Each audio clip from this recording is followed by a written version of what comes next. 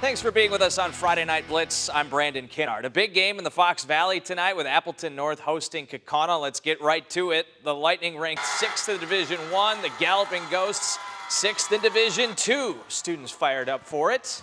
Special teams battle all night. 3 blocked kicks. First quarter, there's one by the Lightning on a punt. That sets up their second score of the game. Matthew Scheckelman takes it out right, finds the end zone.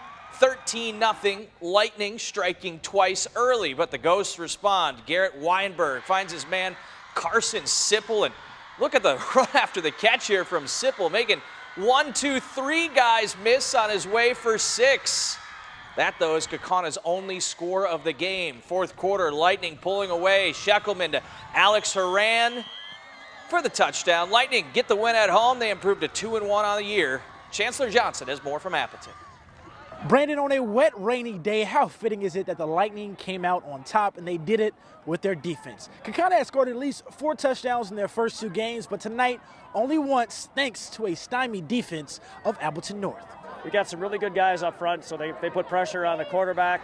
And we got some real speed at the linebacker, the defensive back position. That's a really nice combination to have when you're playing defense, especially the way they spread you out and they got some athletes. So you play good team defense together, and you're able to get stops, and that's what you do against a good offense. I feel like we just outworked them, either offensively and defensively. I feel like we played the full 48 minutes like our coach preaches for the game.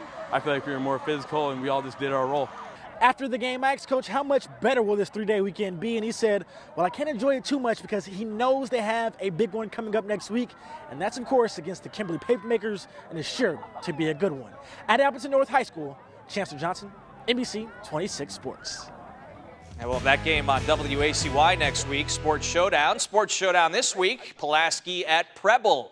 Red Raiders go to work in the first quarter with that unique offense of theirs. You never know who's getting the ball. This time it's Gatlin Rabidic takes the direct snap and takes it to the house. 7-0 Red Raiders. Ensuing Preble possession, check that out. The pass tipped, David Torres' pass. Somehow, though, Adrian Heinmeier hauls it in. Still not enough for the first down, so Preble had to punt, but pretty wacky play. Pulaski down in close on the ensuing possession. Maverick Cole with his first of 3 touchdowns on the night. It's a 2-score Pulaski lead, 14-0 at halftime. Start of the second half here. We hadn't even taken the graphic down yet. And there goes Cole ready to roll on the opening kick of the half. Takes it the distance. Big night for him. He'd had another long touchdown later of 44 yards. Pulaski wins this one 35-0 on Sports Showdown. That is the student section of Bayport. The Pirates hosting Sheboygan North. Home team has no problem moving the ball on its first possession. Tevin Montgomery finishing off the opening drive with a short touchdown. Afterwards, he gets his crown, just like Aaron Rodgers. Love the celebration. Next Bayport possession doesn't go as well. Rare mistake. Cole Benson's pass picked off by Lawton Weber.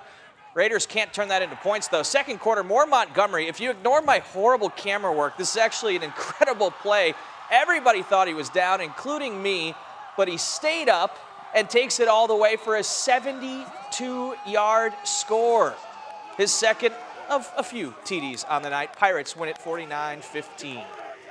DePere and Green Bay Southwest halfway through the second quarter. Redbirds already up 35-0, and adding to it, 3rd and 5 here. Gabe Herman to Jack May. First down and then some. A few plays later, Herman, dual threat quarterback, the junior for the Redbirds, does it himself, powering in for a 3-yard touchdown run.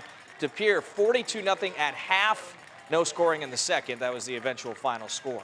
West DePere and Ashwaubenon under the lights. Second quarter, Duke Chevald to Grice Goodman. Tiptoes the sideline and takes it all the way. Extra point, no good. It's a 7-6 Ashwaubenon lead. Later in the second, here come the Jaguars. Boone Kinst to Jacob O'Neill. Looks like a touchdown, but that's called back because of a penalty, and it was a costly one. Later on the drive, Kinst picked off by Isaac Castor.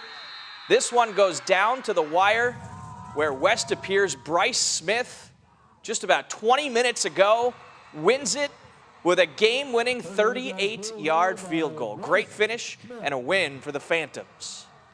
Moving on to Denmark and Wrightstown. Good matchup here, and it lived up to that hype early fourth quarter. Here come the Vikings in a tie game, 14-all. Lucas Miller looking right for Hayden Conkle. And look at the catch along the sideline with 2 Tigers defenders on him. He hauls it in, moves the chains. Later on the drive, it's Kenny Satori just bulldozing his way into the end zone. Look at that. Vikings go up 20-14. 4 minutes to play now. Wrightstown down close, but the Vikings come up with a massive stop.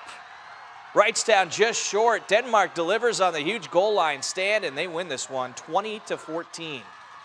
A matchup of top 10 teams in Division 4, Freedom and Little Chute. First quarter, Nate Setso on the run. Chucks it up. Look at Jamison Rudy here. Amazing catch. A lot of great catches, great plays tonight.